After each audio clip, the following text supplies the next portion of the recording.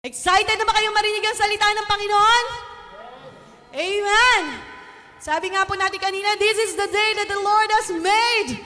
We will rejoice and be glad in it. And with full delight, my heart is so happy, my heart is so overjoyed to present to you our surprise speaker. Maraming haka-haka, maraming nagtatanong sino ba. And ladies and gentlemen, purihin ng Panginoon, let me welcome my husband, Kuya Jer, to give the message of the Lord today. Praise the Lord.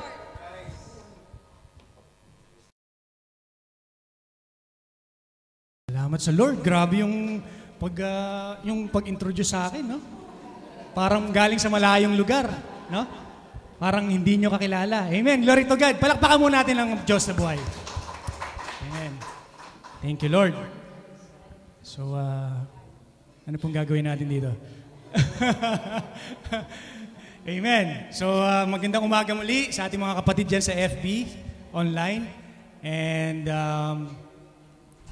glory to God, no? Napakaganda ng praise and worship po natin.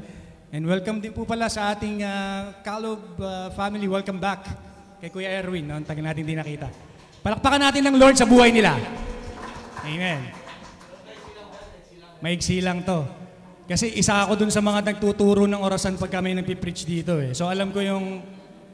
Kaya ngayon pa lang tatapusin na natin. Sige po, tayo po ay manalangin at mag-closing prayer. Amen. So nainip na ba kayo? Sige po, pwede pong paki-flash na po ang ating, yan. Kilala po ba natin kung sino yung nasa harapan ng screen natin? May nakakakilala ba sa kanya na nandito? Wala. So, okay, ako lang. Ako lang nanood. Ako lang nanood niya, no? Ayan po si Pablo Escobar. Ayan, Pablo Escobar, nagumanap bilang isang Pablo Escobar. Alam niyo po ba yung istorya ni Pablo Escobar? Sa Colombia, no? Ang the richest drug lord sa buong mundo, no? Pero hindi yan ang topic natin. Ano napansin niyo sa itsura ni Pablo Escobar? Lungkot siya, di ba? Ano pa? Gutom? Tulala? Okay. Giisip, di ba? Ang lalim ng iniisip niya, naghihintay siya ng something, no? Bakit walang tubig ang swimming pool? Tama po. Palakpakan natin ang Lord sa buhay ni Pastor Ricky, no? Very good observation, no? Naisip pa niya 'yon, di ba?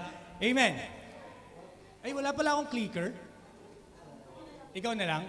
Sige. Pag tinaas kong gano'n, parang si Kuya Joseph. Next month. Ayan. Next natin. Sige pa, yan. So waiting is one of the most difficult experiences in life. Naniniwala ba kayo dyan? Sino dito yung hindi mainipin? Pakitaas ang kamay. Lahat tayo mainipin? Akala ko ako lang. Akala ko ako lang yung mainipin, no? Yung maghihintay ka kay wife, no? Naghihintay ka kay wife sa car habang pinipick up siya, no? And then yung 5 minutes, magiging 10 minutes, magiging 15 minutes, magiging 20 minutes. Hanggang nainis ka na ng tuluyan, kakahintay. Diba? Kasi waiting is one of the most difficult experiences in life. Hindi po yan madali. No? Kahit yung simpleng paghihintay kay someone, no? Kay Mr. Right. May naghihintay po ba kay Mr. Right dito? Kay the right one? No? Para, anong tawag doon? Makilala, di ba? Or may naghihintay po ba sa atin dito ng right time para mag-exercise? Kailangan na mag-jeta. Meron ba dito nun? Or naghihintay pa rin ng right time para mag-save or magkaroon ng savings? Sino po dito sa atin na as OFW ang meron ng at least 100,000 sa bangko natin sa Pilipinas? Taas ang kamay. Okay, mga wala pa, mamaya po may networking po tayo. No, naniniwala po ba kayo doon? No? Amen. So puro na lang tayo hintay, no? Hindi mo pa rin matanggap na wala na, tapos na kayo. Hindi ka na niya babalikan. Ay, iba pala 'yon. Hindi. Sorry, no? So, Ate Vanch, Ang aking kamay. Yan, no? So some of you are waiting for healing, no? Physical healing, mentally, no? Spiritually, heartaches, ano pa, break up, no?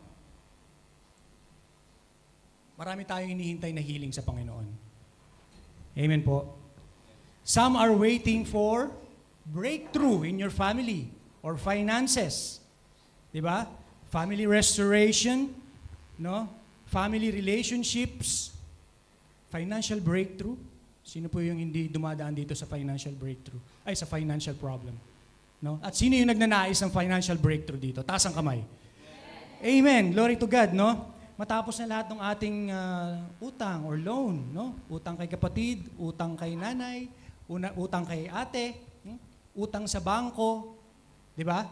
Utang na loob, tama na Lord. Sabi ng Lord, no?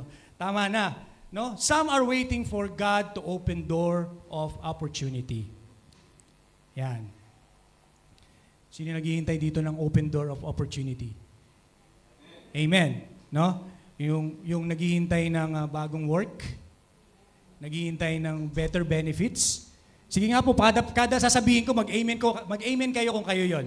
No? Naghihintay ng big bonuses. Amen. Naghihintay ng salary increment. Naghihintay ng promotion? Amen. May naghihintay ba dito ng visa approval sa US, Canada? Later on, amen pa rin, di ba? Who knows? Di ba? Naghihintay ng spiritual maturity. Ba't ilan na lang yung nag-amen, ha? Ano yan? Amen. Naghihintay ng boldness to share the Lord, to share the Word of God. Amen. No? To have a ministry in the church, and so on. Sinong amen dyan? Amen. So some are waiting for God to open a door of opportunity. No? Ang paghihintay po ay hindi madali. No? None of us na gusto maghintay sa something, no? In anything. Bakit? Kasi nabubuhay na po tayo sa mundo na kung saan everything ay instant lang. Like instant coffee. Di ba? Instant noodles. Instant reply sa messages. Dati, nung araw, anong ginagamit natin communication pag nasa abroad si tatay, si nanay? Voice tape. Bago pa magkaroon ng voice tape, ano pa eh? Yung emergency, ano nga tawag doon? Telegram? Di ba? Tapos ano lang, very short pa yung ano, kasi ang mahal. Per letter ata o per word, no? Di ba? Ganun lang dati nung araw. Pero ngayon, through internet, through social media, ang bilis na ng reply. Kahit nasaan ka man sa mundo. No? Everything ay mabilis na. No? Kaya ang hirap talaga na maghintay. Amen? So,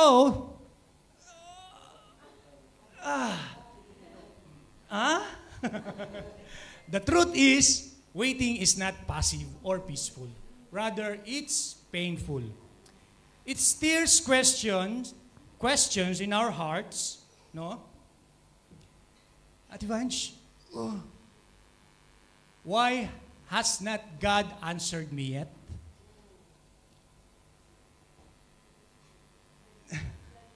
Has God forgotten me?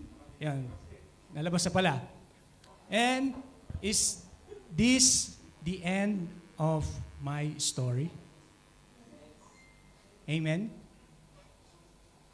Natatanong niyo ba yung mga ganyang, anong tawag doon? Katanungan sa sarili niyo o sa Lord, no? Lord, bakit wala pang tugon, wala pang sagot yung matagal ko nang pinagpipray? Lord, nakalimutan mo na ba ako? Lord, eto na ba ang katapusan ng istorya ko? Anong sabi ng mundo? Habang may buhay? Wow, ako lang ang nasa mundo, parang ako lang nakakaalam, ha? Habang may buhay, may pag-asa, di ba? And that is real, that is truth, no? Your story, no? Pag may buhay, may pag-ibig? Hindi ko alam yun, ha? Totoo ba? Ganun sa Facebook? Sige, sorry. No, so is this the end of my story? That's the question. The truth is, no, kahit gaano tayo katagal maghintay, kahit gaano kahirap ang paghihintay natin, bilang isang Kristiyano, bilang isang tao, bilang isang anak, bilang isang asawa, bilang isang empleyado, no?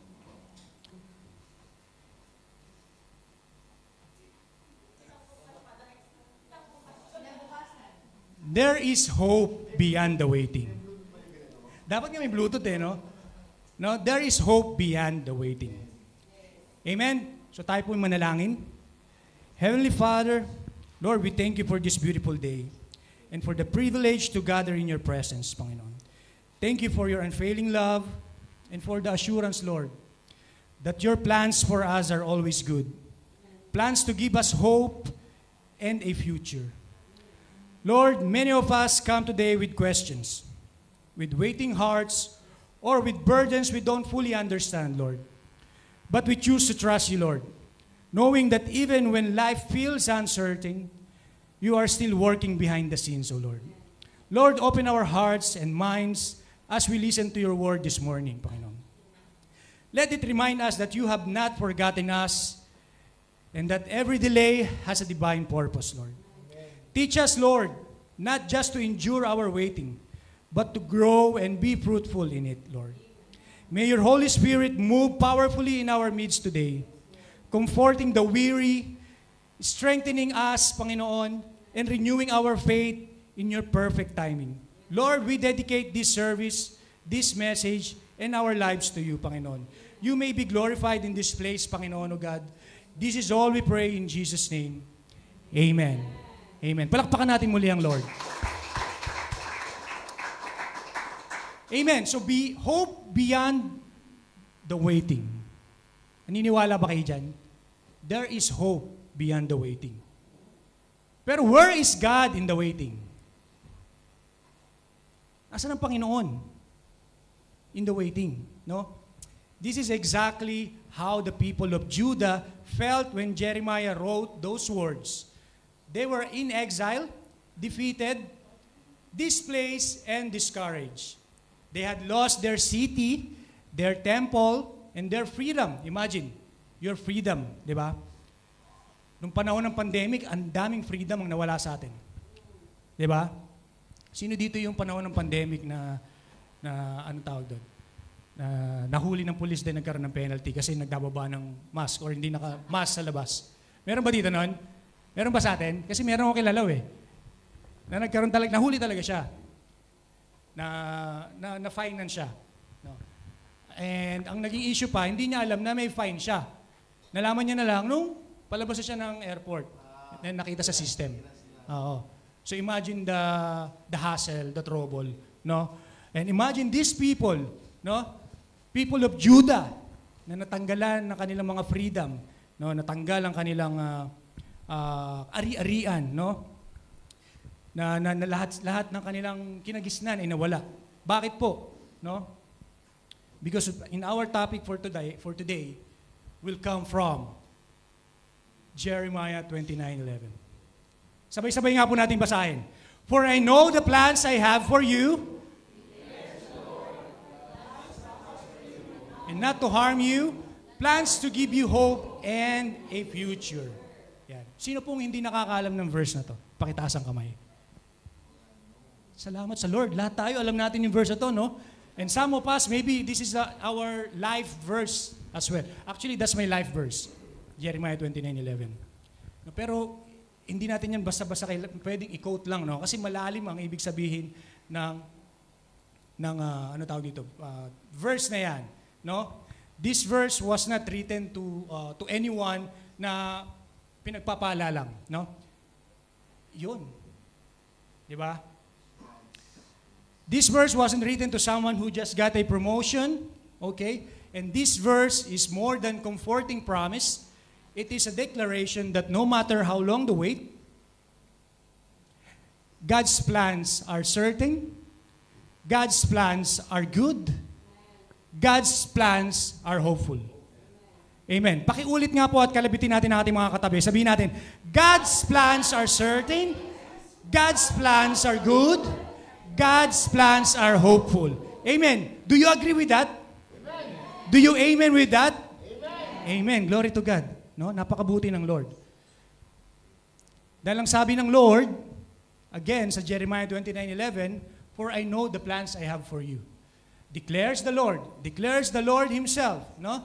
Plans to prosper you and not to harm you, plans to give you hope and a future. That's from Jeremiah 29:11. Sino nakakakilala dito kay Jeremiah? Si Jeremiah na nagsulat nito. Kilala niyo po ba si Jeremiah? Who is Jeremiah? It's a prophet. He is a prophet, yes. He's one of the major prophets in the Old Testament. Ilan po ang major prophets natin sa Old Testament? Sige, medyo konting Bible trivia. Walang lagot kayo kay Pastor Ricky. Nakatingin si Pastor Ricky, oh. Ilan ang major prophet natin sa Old Testament? Amen. Ang galing nyo. 4. No? Isaiah, Jeremiah, Daniel. Ang galing. Thank you, Ate. Ezekiel. Di ba? So Jeremiah is one of those major prophets. Amen? He was called by God as a young man to prophesy to Judah. So Jeremiah, sabi sa mga Bible scholars, si Jeremiah yung nagkaroon ng hard experience as a major prophet. Bakit daw? Kasi in his time, no, he was in the time when the Judah is being judged, no. He was calling the Judea, no, noong panahon na yon, to repent. Pero dahil hindi nga sila sumusunod kay Jeremiah, nagkaroon ng lamentations, no? When sorrow over Jerusalem's destruction. No? Sino po sumulat ng lamentations? Ay, galing. Sino yun? At ikaw yun, te? Mars, ikaw nagsabi? Okay, may extrang ulam to mamaya, ha? Palakpakan natin ng Lord. Galing. Tama yan, si Jeremiah, no? So Jeremiah was the one who wrote Jeremiah and Lamentations. Amen? So, yan. So we will, pag-uusapan natin ngayong umaga ay about hope beyond the waiting. So meron tayong 5 punto sa pag-uusapan dito. No? Ang una, we should understand the context of waiting. Amen? And then we will tackle God's plans are certain. God's plans are good. God's plans bring hope. And the last one, how we should wait. Amen. Sige po. So let's understand what is the context of waiting, or let's understand where is this Jeremiah 29:11 is coming from. No, kasi ang ganda ng message, di ba? Ang ganda ng ibig sabihin ng verse, no? But we should understand, no, that the quote Jeremiah 29:11 was the background. The first understand is the background of the people of Judah had rebelled against God for generations. No? So, ang Judah ay wala nang ginawa kundi talikuran ng Panginoon. No? Despite Jeremiah's warnings, they refused to repent. As a result, Babylon invaded, destroyed Jerusalem, and took many into captivity. Okay, nakikita niyo po yung image na yan. That was taken from Google lang. Ano? Hindi yan yung actual na ano. No. So around 597 BC, Babylon invaded Judah, destroyed Jerusalem, and carried the people into exile. So imagine. Alam niyo po ba kung nasaan ang Babylon sa panahon ngayon? Iraq. Correct. That is very correct.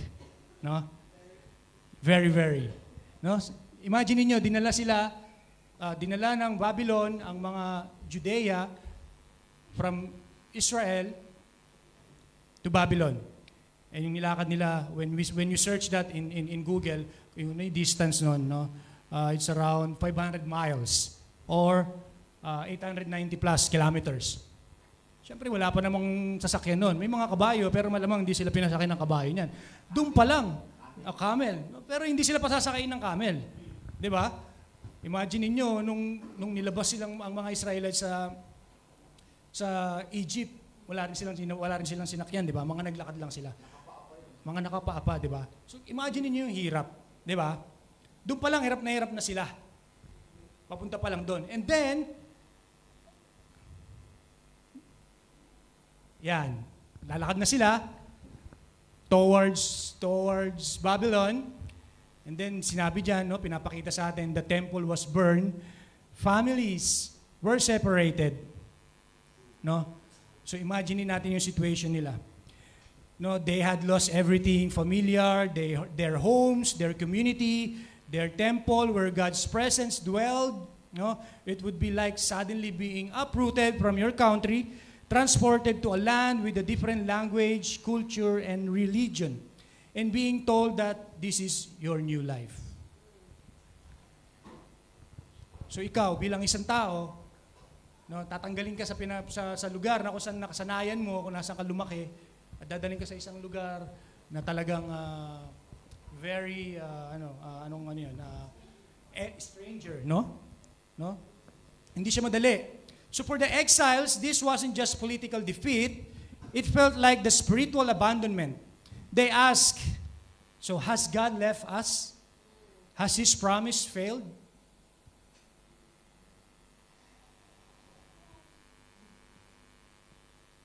No? So yan po yung map, yung itsura nung panahon na kung saan sila ay na-invade. No? So imagine niyo yung itsura na yan, at nandun na sila sa sitwasyon na yon na hindi maganda ang pangyayari, and then lalabas pa yung mga bulaong propeta, no? False prophets promise a quick return. Para bigyan ka ng hope. Na false hope. Kagaya nung panahon natin, nung panahon ng, tawag doon? Pandemic. Di ba? Marami nagsabi nung umpisa na mabilis lang yan. No? Na may gamot dyan. Di ba? Imagine niyo 2 years lang tayo, no? Di ba? 2 years lang nag-lockdown or 1.5 lockdown, totally lockdown. Ang daming na-depress, ang daming nagkaroon ng problema mentally. Kasi nga, ang laki ng changes. Di ba? From you're having your own freedom, nagkaroon ng lockdown, di ka pwedeng lumabas, di ka rin nga pwedeng mapunta sa work mo unless you have permit or okay sa government na lumabas ka. No? The changes, no, ang napakalaking pagbabago. And then darating yung mga fake news na mabilis lang yan, meron ng vaccine in the next 3 months, no? Pero inabot pa ng 1.5 year. Di ba? Pero ang katotohanan ay sinabi ni Jeremiah. Jeremiah declared 70 years. No? They were being captive or exiled for the last 70 years. Tagal. Grabe. No? Parang tayo sa Pilipinas. Hanggang ngayon, humaharap pa rin sa korupsyon. Ang tagal na, di ba? Ang daming ghost. Imagine niyo, sabi nila, nagsimula daw ito dun sa tatay ng presidente natin ngayon. Nagkaroon ng martial law at napatalsik siya, that was 1986. Matanda sa akin ng 1 taon yun, kaya alam ko eh. So, basically, nasa half pa lang compare sa 70 years. No? 38 years or 39 years now. Simula nung umalis yun. Pero we are still under the same corruption na meron nun. Pero nagsasuffer na tayo ng gusto. Imaginein po natin itong mga Judea. They suffered for 70 years. And they keep questioning the Lord. Lord, nasa na kayo? Nasa ka na? No? Natatanong din ba natin yung sa sarili natin? Habang naghihintay tayo. Amen? Yan. So for most that meant a lifetime in exile, yet God still said, no, I have plans for you. Niniwala po ba tayo dyan? Naniniwala kayo na kahit ano po ang pinagdaraanan natin ngayon, personally, no, or within your family, the Lord Himself still have plans for you. So your situation right now is not the end. Amen? Your sickness, kung meron man, that's not the end. Any problem na meron kayo ngayon, that's not the end. It's not the end. Bakit?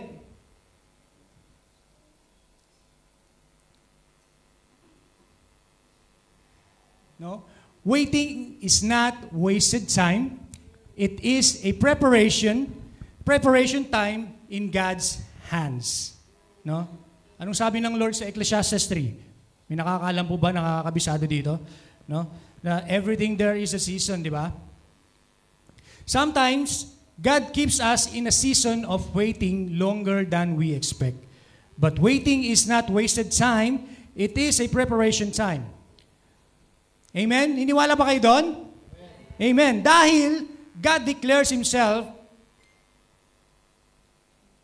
in point number 2, God's plans are certain. Amen? Niniwala ba tayo dyan? Balik po tayo. Yan. God declares, I know the plans I have for you. Sarap pakinggan, di ba? No? Na ang Panginoon, may plano sa buhay mo. Maaaring hindi parehas ang plano mo sa sarili mo, sa buhay mo. Pero alam mo na ang plano ng Lord ay laging mas mabuti kaysa sa sarili mong plano. Amen?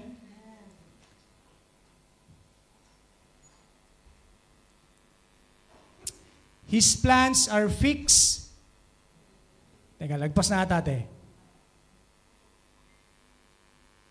God declares, okay? Nawala. Okay, nawala pala dyan. Yan. So, God declares, I know the plans I have for you. No? Notice the confidence ng Panginoon nang sinabi niya yan. No? I know. Hindi niya sinabi na maybe. Maybe? Di ba? Sabi ng mga kasama natin sa work. No? Hindi niya sinabing I hope. No? Or hindi niya rin sinabi na di ba? Ang sabi ng Panginoon, I know. Dahil His plans are fixed, firm, and unshakable. Ang Panginoon po ay hindi nanguhula.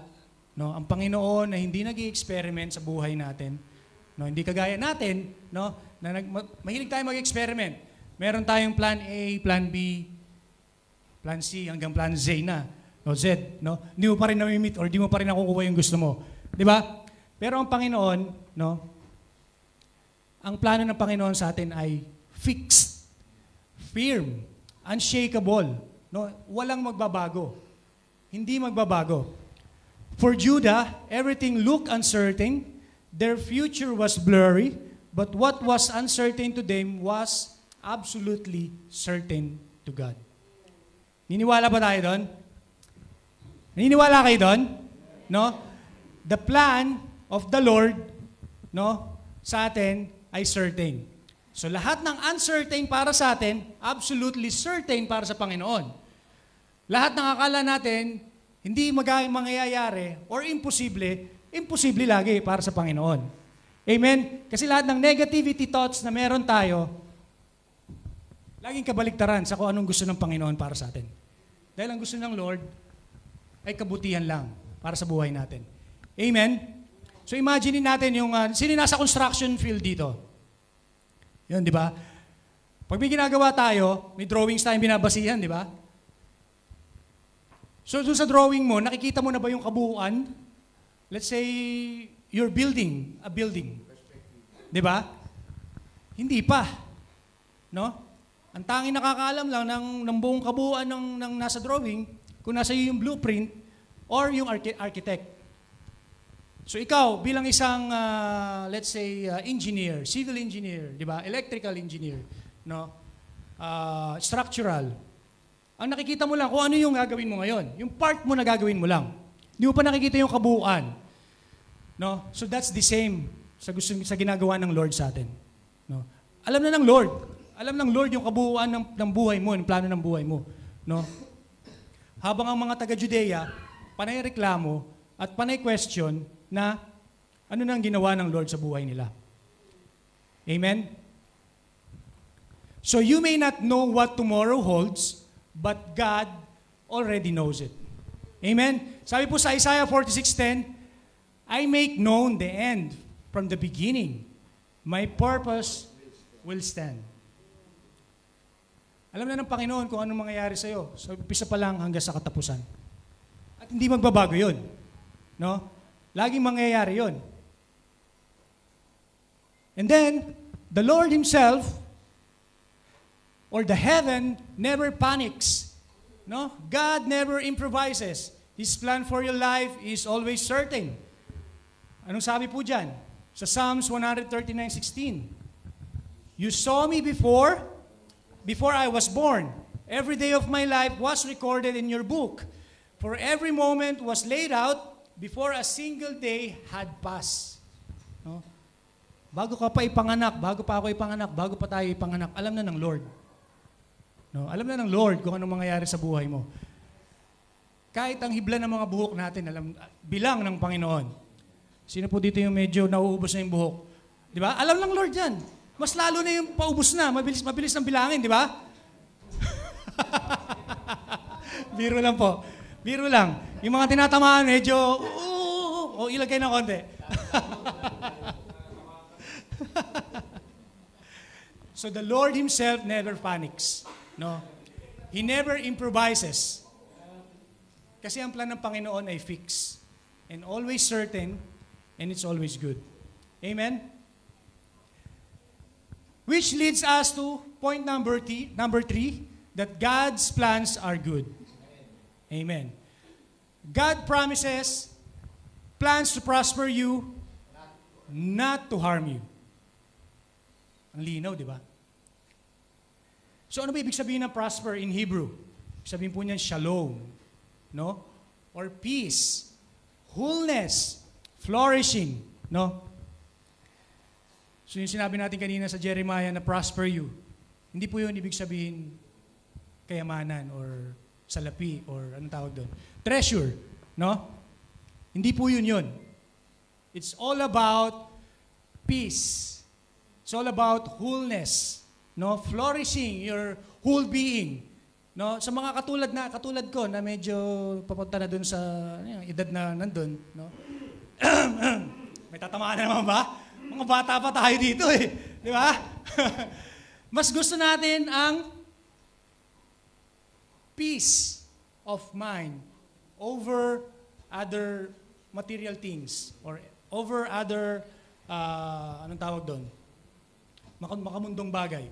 Sino yung mas gusto ngayon dito na nasa bahay lang kaysa gumagala? Pakitaas ang kamay. Bakit? Wala kayong panggala, ano? Walang pera. Biro lang po. Yes. Kasi mas, ano po? Mabipulos. De, kasi di ba, mas masarap, mas peaceful nga pag nasa bahay ka lang. No?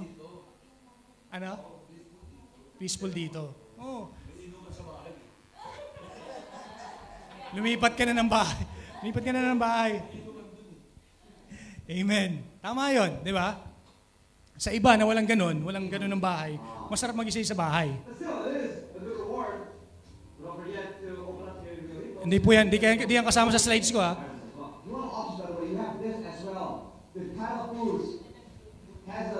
Bluetooth yun. Kasi sa, very peaceful. Yan.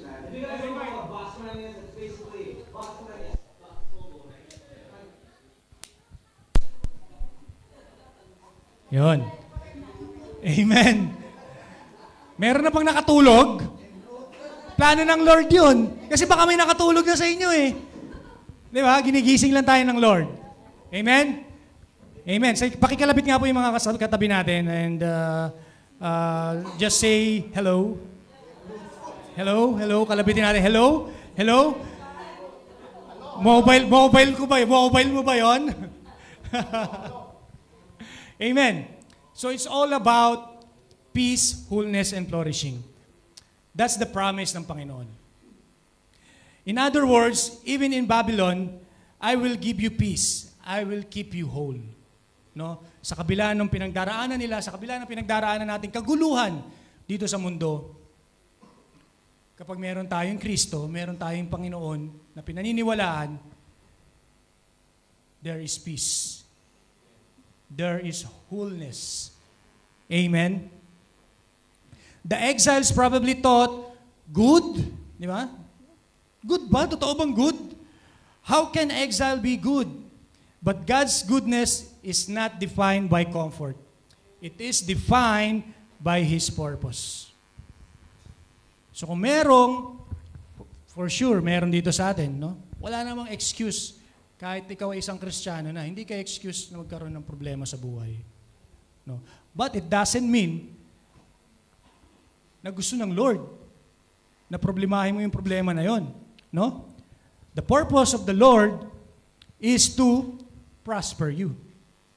No? Dinidefine ng Lord ang kanyang purpose sa buhay mo. At the end of the day, yung pinagdaanan natin would help us to be stronger. Amen? Emotionally, physically, spiritually. Lahat po ng yan, no? Lahat ng yan ay may katugunan. Lahat ng klase ng pinagdaraan natin, may kasagutan.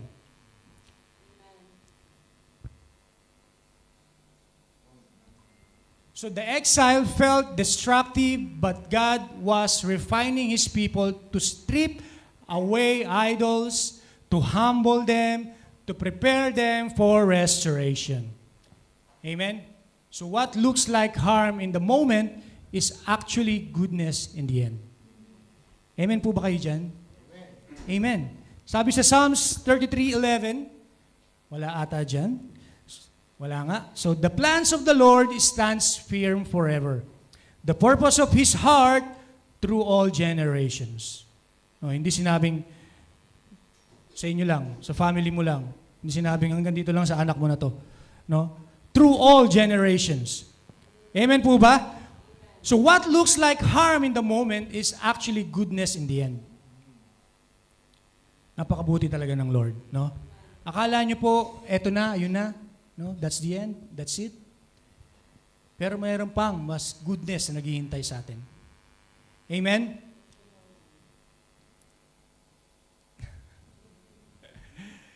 So God's plans are good, no? Do not or don't mistake God's discipline for God's abandonment. Hardship may hurt, but in God's hands, it is shaping you, not destroying you. Amen? Imagine po natin yung... sino nanonood dito ng mga Korean novela? Wala siguro masyado, no? Yon! Medyo nahiya ng konti si Kuya Romel sa pagtaas eh. Mabilis lang eh, no? So, may nakapanood na ba dito ng yung tungkol sa mga doktor, tungkol sa mga... Di ba? Romantic doctor. No? Doktor Halatang hindi nanonood to. Di ba? Imagine niyo yung pinapakita doon, yung mga doktor na merong mga hawak na di ba? Yung pangkat ng laman. So imagine natin, di ba? Ang sakit noon. At napakatalim. Di ba? Kasi isang ganun lang nila, bumubuka agad yung laman eh. Di ba?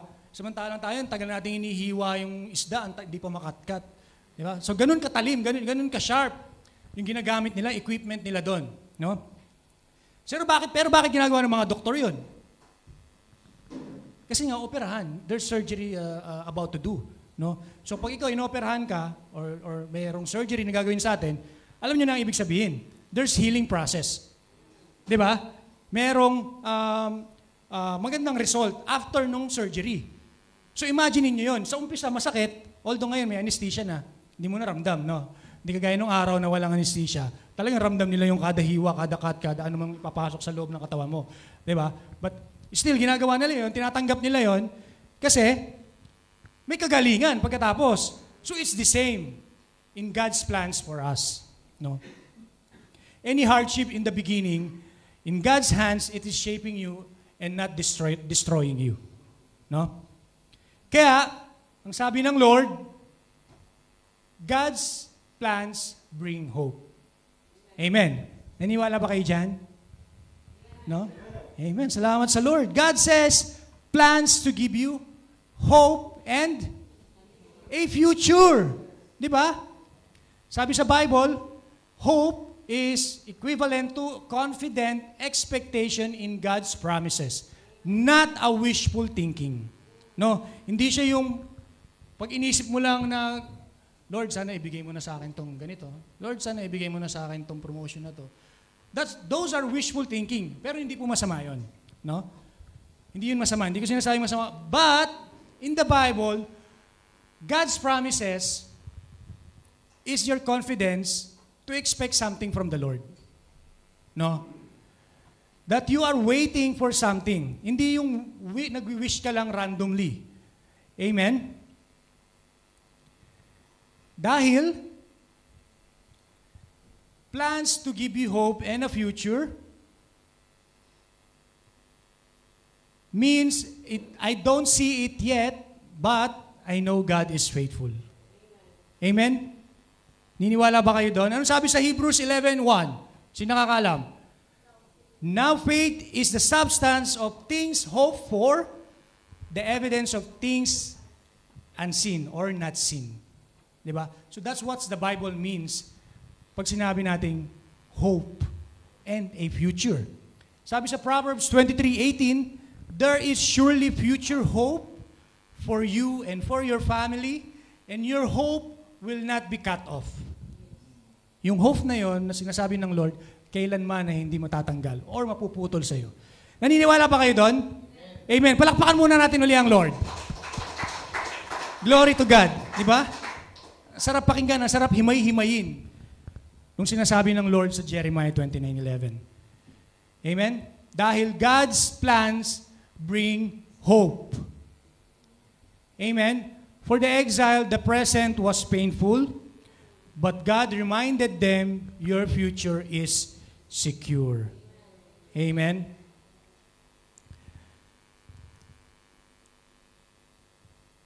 That's how, sorry po, ipinipicture, oo nga, sorry. Tuloy lang po, sige po.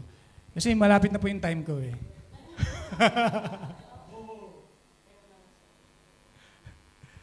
Okay. So that's how life is. No? Don't close the book of your story too soon. Your today may look like exile, but God is still writing the ending. Sarap pakinggan, di ba? Imagine, nagbabasa kayo ng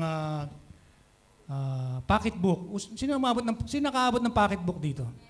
Hanggang ngayon ba may pocketbook pa po kayo? No? Oo.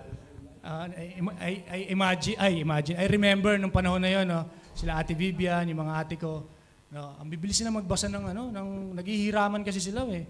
Parang 2-3 araw lang tapos yung, so hindi ako niniwala na nababasa na nila ng buo, pero talaga palang nababasa nila, no?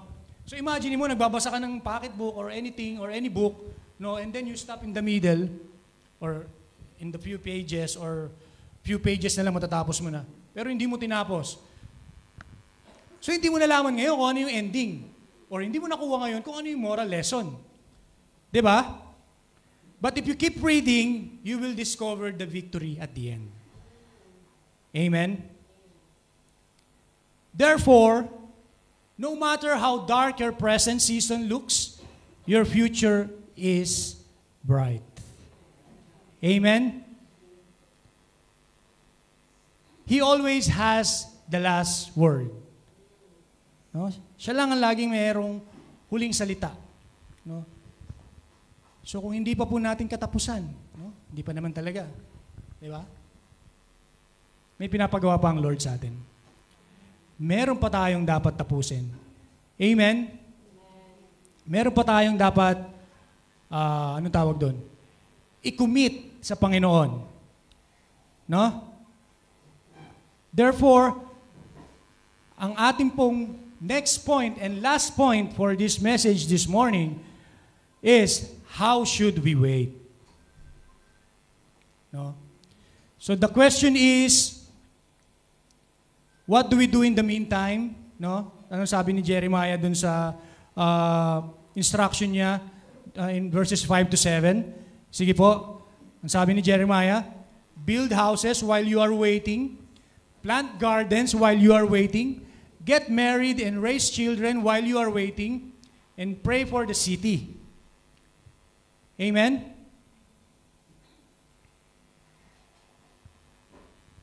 So imagine natin yung nangyari kay Joseph, no? Joseph the dreamer. No? Ang tagal niya, nakulong, more than a decade, bago siya talaga natanggal doon.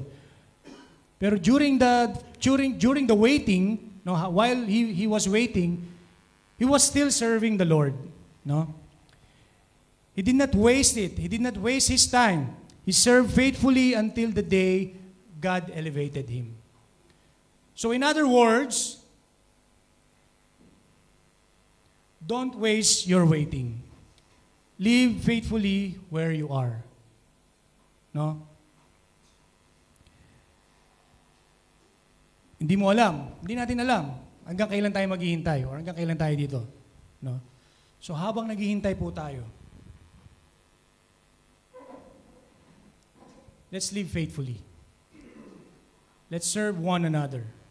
Let's serve Jesus Christ. No? Sabi sa Proverbs 27:1, do not boast about tomorrow, for you do not know what a day may bring. Hindi natin alam kung anong pwede mangyari bukas. Kaya yung ngayon natin, habang naghihintay sa Panginoon, habang naghihintay sa lahat ng katugunan sa ating mga panalangin, let's serve the Lord, no? Faithfully. Sabi sa James 4:14, you do not even know what will happen tomorrow. What is your life tomorrow? You are a mist that appears for a little while and then vanishes. James 4:14. Hindi mo alam, no? Hindi ko alam. Walang taong nakakaalam. Kagaya na nabanggit ni Ate Olay kanina, hindi po kami nag-usap ni Ate Olay about this message, no? Pero what she declared during the praise and worship, kung ano pinapagawa ng Lord sa atin ngayon. Habang malakas pa tayo, habang hindi pa masyado masakit yung tuhod. Sino sumasakit na tuhod ko eh? Kaya medyo 2 linggo na ako hindi nakakatakbo. Di ba? Habang may energy pa tayo, habang physically fit pa tayo, let's try to serve the Lord. No? God is saying to us, don't just endure your waiting, be fruitful in it. So keep worshiping, no? Keep serving, keep growing, and keep praying. No?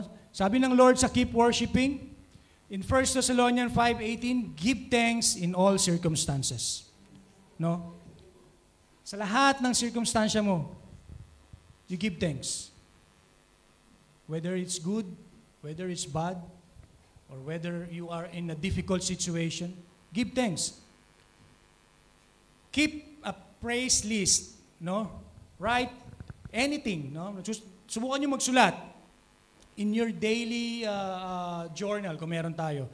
And lagay mo doon kung ano yung pinagpapasalamat mo sa araw na yon, no? And then marirealize mo, marami pala. Marami pala tayong dapat ipagpasalamat. Marami pala yung anong tawag doon? Better things or greater things na ginawa ang Lord para sa atin kumpara dun sa hinaharap nating problema. Sino dito yung pagising sa umaga, cellphone agad ang hawak? Kasi pinapatay niyo yung alarm, di ba? Saka ka ngayon, thank you Lord. Thank you Lord for this morning. Thank you Lord, nagising pa ako. Amen. Parang nung binomba tayo dito, di ba? Talaga naman, grabe yung prayers namin. Ako, si Nanay, si Ate Olay. Kasi nasa labas kami nun eh. Basketball ni Kuya, no, ni Kelzo, during that time. Talaga nakikita namin sa ulo namin, lumilipad yung mga missiles. And then we were like running na with our vehicle. Kitang-kita ko sa side mirror ko na parang sa akin babagsak. No?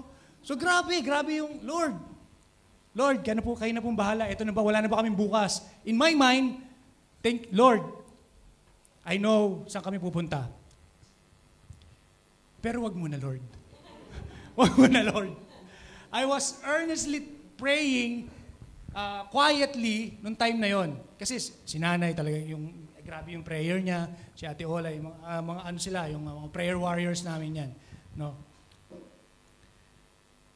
So ganoon, yung mga pwede nating ma-experience in life while waiting.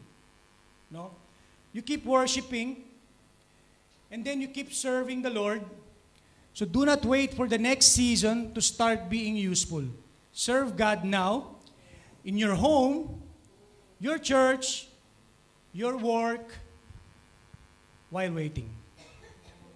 Amen? Sabi sa Colossians 3:23, whatever you do, work at it with your heart as working for the Lord.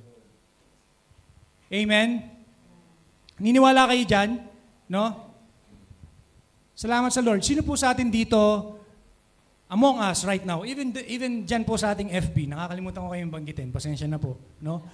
Na matagal ng Kristiyano, pakitaas ang kamay. Pag sinabi natin matagal, mga 5 years above, hindi, matagal lang. Okay na yung matagal lang, kahit hindi ka pa matured. Di ba? Sino yon? Mga 5 years above. Huwag kayong mahiya, kasi kahit hindi nyo sabihin sa akin, alam ni Lord, ikaw yon, ikaw yon, ikaw yon. Di ba? Di ba? So the question here right now, ikaw ba ay nagsiserve na or pinagsiservan pa rin? Do you have ministry or mini-minister ka pa rin? Sabi ng Lord, do not just endure your waiting. Be fruitful. No? And you will never get fruitful kung hanggang ngayon, ikaw pa rin ang pinagmiministeryohan. Ikaw pa rin yung pinag-servan. No? Nangyari. Nag-restart ang aking Oops, waiting. No? Ano nangyari?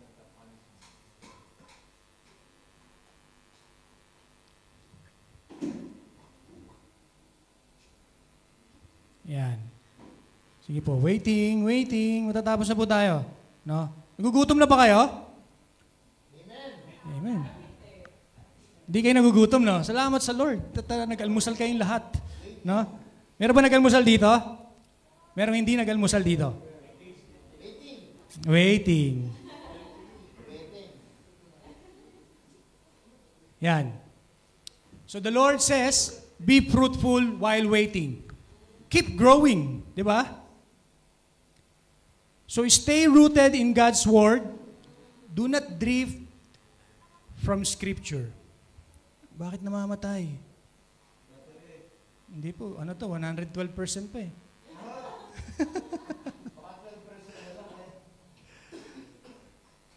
Yan. Ayaw niyan lumabas. No? Waiting na naman. Amen.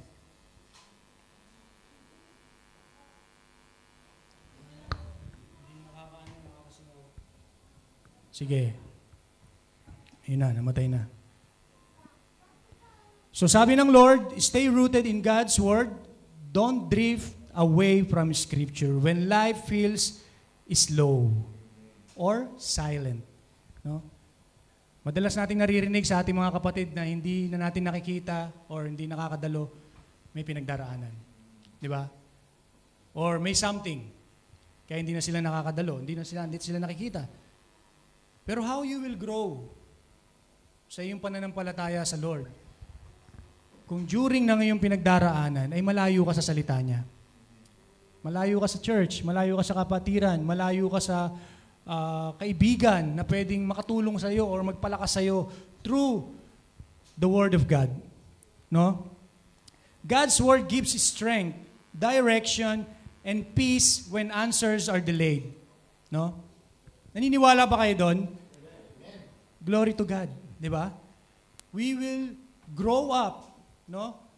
Sa ating pananampalataya kung tayo ay laging nasa salita ng Lord. Amen? Yung laging nagbabasa ng Biblia. No? Sino po yung may mga physical Bible sa atin dito? Ito hindi sa akin to, kaya Ate Olay po to. Oo. So meron kayo, di ba? Kung wala kayo, meron tayo sa cellphone. Amen? Meron bang cellphone dito na walang naka-install na Bible? Salamat sa Lord. Lahat naka-install ng Bible natin. Di ba? Glory to God. So, all you have to do is to open it. Di ba? Kahit anong makita mong verses doon, basahin mo. No, it will help you. Not at the instant moment, pero marirealize mo na ito yung nakita ko kanina, or ito yung nakita ko kahapon, or nung makalawa. Di ba? Sino sa atin dito yung walang inatin na Bible study? Glory to God. Lahat tayo umatin ng Bible study, except po sa mga kasama natin niya sa FB. No? Yung mga gusto po sumama sa Bible study na nandiyan sa FB, meron po tayong online every Monday. Tama ba? Monday. No? You are welcome po to join. At sa mga kapatid natin dito na wala pang inatin na ng Bible study, you are all welcome po umattend sa kahit anong araw ng Bible study meron tayo. Just coordinate lang po kay Ate Olay kung nasan kayo malapit or kung feel nyo na lumayo, wala rin naman problema. Di ba? Halimbawa, taga-Alsad ka, gusto mong umattend sa Matarcadim, you are welcome. Kung taga-Matarcadim ka, gusto mong umattend sa Alsad, you are welcome. No? All you have to do is approach Ate Olay or the other BS leaders, no? And we will redirect you. Amen po? So keep growing. No? Huwag tayong umalis sa umbrella ng Lord. Huwag tayong lumayo sa church kapag meron tayong pinagdaraanan. Huwag tayong umalis sa presensya ng Lord kapag feeling mo you are one of those exiled people. Amen? Feeling mo ikaw yung pinakamalaking problema sa buong mundo. Ikaw yung pinagtakluban ng langit at lupa, sabi nila. Di ba? Huwag po tayong lumayo sa presensya ng Lord because we keep praying. Amen? Keep praying even when you don't see changes. Prayer is not just about getting answers. It's about staying close to the answer giver. Amen? Niniwala kayo doon? Yung panalangin nyo po, it's not about getting answers. Pero yun naman talaga yung purpose natin. Kaya tayo nanalangin. However, there's a deeper purpose kung bakit tayo dapat manalangin. Yun ay mas lalo tayong mapalapit sa Panginoon. Sa answers giver. No? When God seems silent, He's often working behind the scene. Niniwala kayo doon? Keep praying. Just keep praying. Akala natin walang nangyayari sa buhay natin. No, akala natin di tayo pinapakinggan ni Lord. Matagal na natin pinapanalangin na mga bagay-bagay. Matagal na natin inaasam-asam na work. No? Or matagal na natin inaasam-asam na healing. No? Parang kami po ni Ate Olay, matagal na namin inaasam-asam. No? Alam po natin lahat yon. Situation ng aming bunso na si Jared. Since then, 4 years old when he was diagnosed, no, at the beginning medyo mahirap tanggapin. No? And we prayed, we are serving the Lord, we are worshiping, we keep growing, we keep worshiping the Lord. And Jared is already 12 years old now. We are still waiting. No? Pero ang sabi ng Panginoon, anong sabi ng Panginoon? No? Waiting is not a punishment. It is a preparation for what God is about to do. Amen? Sabi sa Proverbs 27:1, do not boast about tomorrow, for you do not know what day may bring. Yan yung nabasa natin kanina. Di ba? Amen? Waiting is not a punishment. Waiting is something na ginagawa ng Panginoon. No? Pine-prepare ng Panginoon para sa atin. Amen? Waiting is not a pause in God's plan. It is part of His plan to prepare you. Waiting is not wasted. It is filled with worship, growth, and service. So don't ask, how long, Lord? No, huwag nating tanungin, gaano katagal, Lord? Kailan ba? No, I remember one of the teacher from TNO, 4 years, kailan yun? 5 years ago na pala. 6 years ago. No, 5, magsi-7 pa lang si Bunso nun eh. we shared the situation of Jared, to one of the pastor. And the pastor says, oh, ito na yung, kasi merong significant meaning in seventh year. No? So this is it. This is it, sabi ni pastor. And we claim on that, and we believe on that, we hold on to it. Became 8 years old, 9 years old, and yun po, bilang isang magulang, bilang isang mananampalataya at the same time, hindi natin maiwasan na magtanong sa Lord. How long, Lord? Gaano pa katagal, Lord? And instead na magtanong sa Panginoon or questionin ng Panginoon, we should ask, what do you want to grow in me, to grow in you, to grow in us while we are waiting? Sabi ko po kay Ate Olay nung mga panahon na yon, I will never stand in the pulpit again hanggang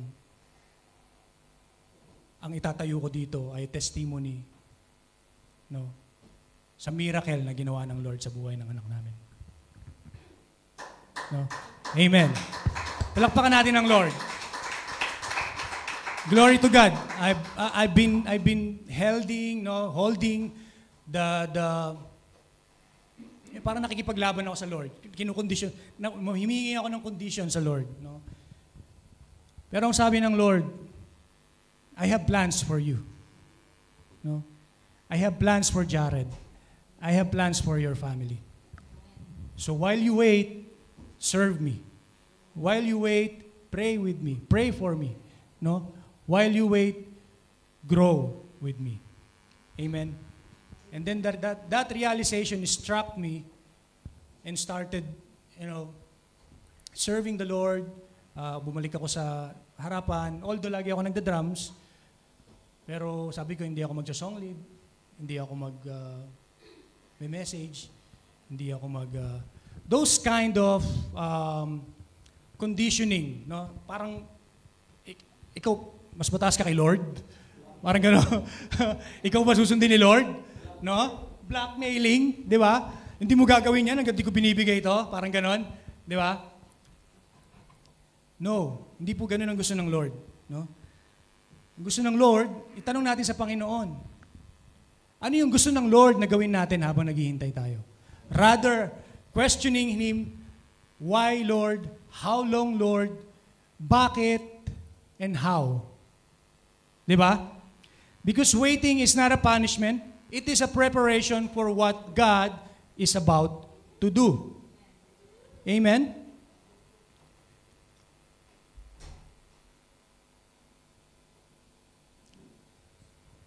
God is saying to us, don't just enjoy your waiting, be fruitful in it, because waiting is not a passive sulking or sucking, it's active obedience. And then praying, serving, obeying, even when it's hard. Diba? That is the reality. Always remember na hindi lang tayo yon. Even in the Bible, maraming Bible characters na nabanggit sa atin na naghintay ng maraming taon bago nila nakamtan ng kanilang hinihiling. Si Abraham, he waited 25 years for his promised son. Si David, tagal niya naghintay after being anointed as the king, as the new king. Hindi naman siya agad tumayo di ba? Pero ang tagal na siyang diniklara ng Panginoon ni Prophet Samuel na siya na. Pero hindi siya agad ang tagal niya naghintay. Even Jesus Christ waited how many years bago siya nag-minister. Amen. Namatay uli ang aking waiting talaga, di ba? Sinusubukan pati ako sa message ko Salamat sa Lord. Waiting. Laptop na to, bago to Ganito. Waiting. Amen. May pera pa ako ng iPad.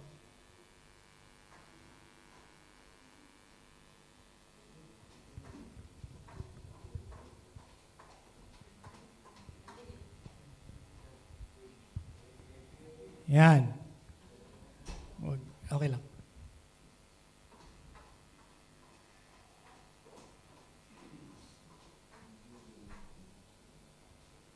Yan, sandali lang po. Malapit na tayo matapos. Ako, nag-overtime na ako. Yan. So, malapit na tayong matapos. Sabi dito, next slide ate. Yan. So, patience is not giving up. It's holding on. Endurance in exile looks like continuing to believe God's words even when circumstances denied. Yan.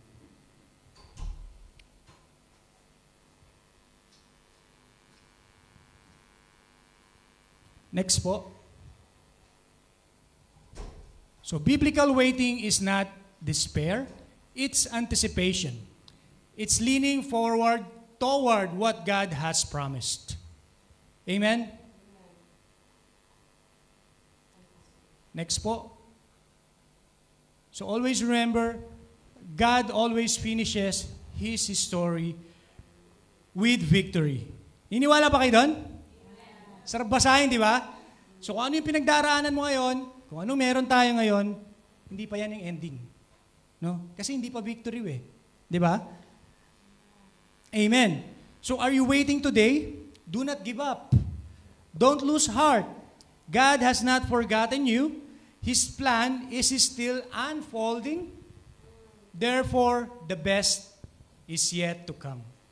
No? Kung akala mo ikaw ay nasa the best na position na, akala mo ikaw ay nasa magandang kalagayan na, hindi pa, meron pang mas maganda dyan. And claim it. And believe on it. No? I remember, nung medyo bata-bata pa tayo, no, we dreamt on working in a government entity. No? I have been interviewed in, name it, yung mga magagandang company dito. Qatargas, QP, Rasgas, ano pa, Kaharama, Ashgal, all those companies, I've reached up to the final interview. Panel interview pa when it comes to Kaharama. Pero never may nag-succeed dun sa mga interview na yun. No? So akala ko talagang yun, wala tayong chance, wala na. No? So although hindi naman ako nawalan ng work, glory to God. No? Pero alam naman natin, iba yung diferensya pag nasa government entity ka. Di ba? Iba yung benefits, iba yung level ng package. Di ba? Kaya talagang yun ang i-goal mo. No? How many years? 11 years. No? Fast forward, 11 years. 11 years ba? More than pala. Tagal. Let's say 14 years. No? It so happened na yung company na wina-workan ko before, wala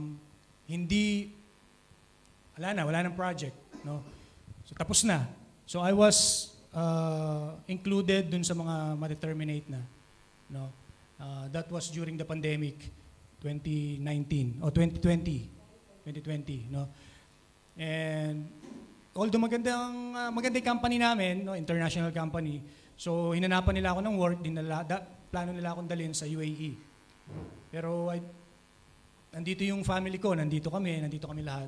It's not easy to decide na mag-move doon. And then wala na talaga, I tried na maghanap ng work dito during that time dahil pandemic, mahirap mahanap ng new work. Merong mga ilan interview pero ang baba na ng bigay.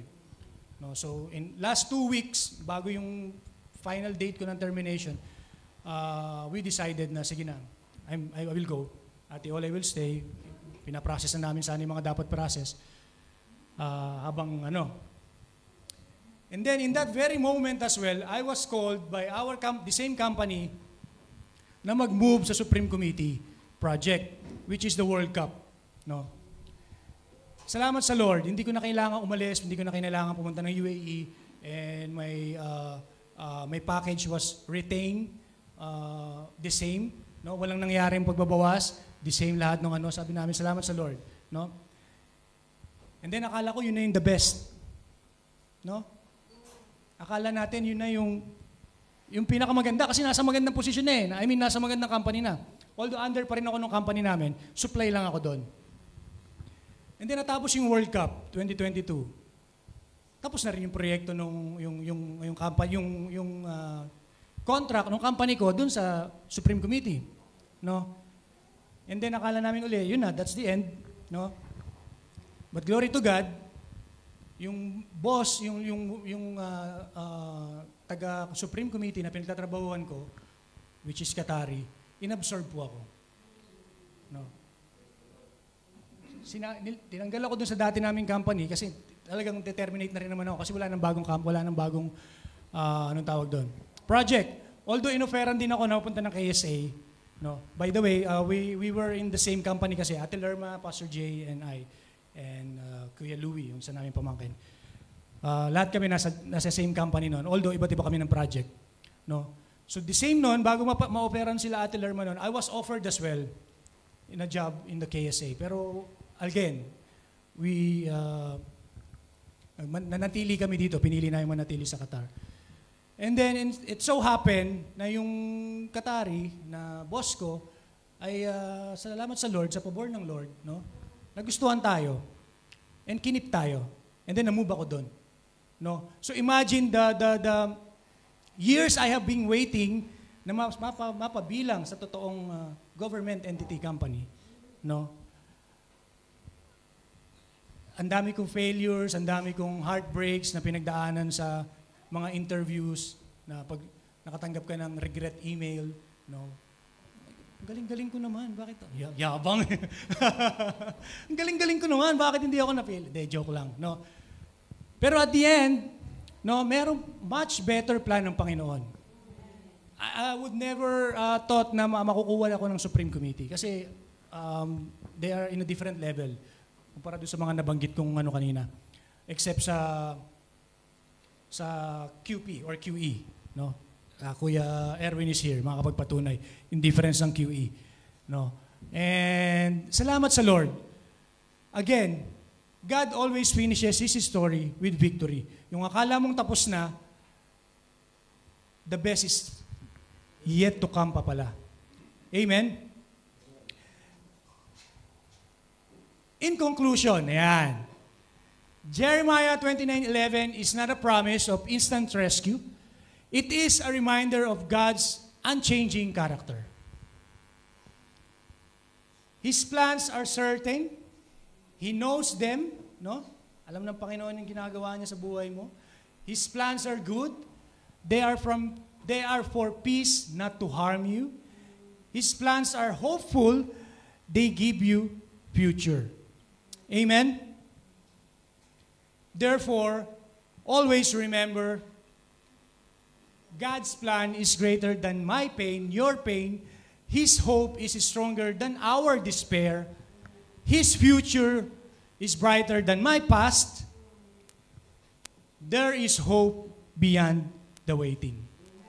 Amen? Hallelujah. Palakpakan natin ang Diyos sa buhay.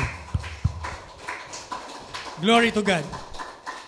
Sige po, inaanyayahan ko po ang bawat isa na tumayo at manandali ang manalangin. Amen? Heavenly Father, thank you, Lord. Thank you, Jesus, for this morning. Lord, many of us are in season of waiting. Many of us are waiting for healing. We are waiting for answers, for breakthrough, Lord. We confess that the waiting is hard and sometimes we doubt, Lord. But today, we choose to anchor ourselves in your word. You have plans for us, O Lord, and that plans are for peace and not to harm. Plans to give us hope and a future, Lord. Lord, give us strength to endure, faith to trust, and joy to keep serving while we wait, O Lord. Lord, we thank you that even in our waiting, O God, you are working. When we cannot see the future, Lord, you already hold into into your hands.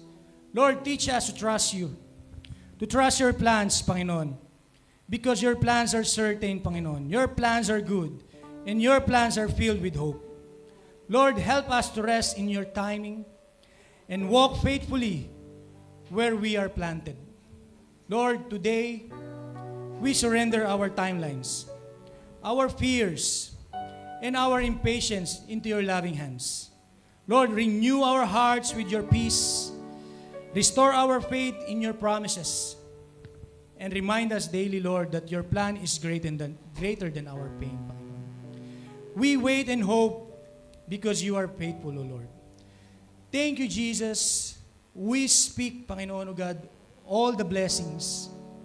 Lord, we speak all the healing. And we speak all the answers that we are waiting for, Panginoon. Thank you, Jesus. Thank you, Lord. This is all we pray in Jesus' name. Amen and amen.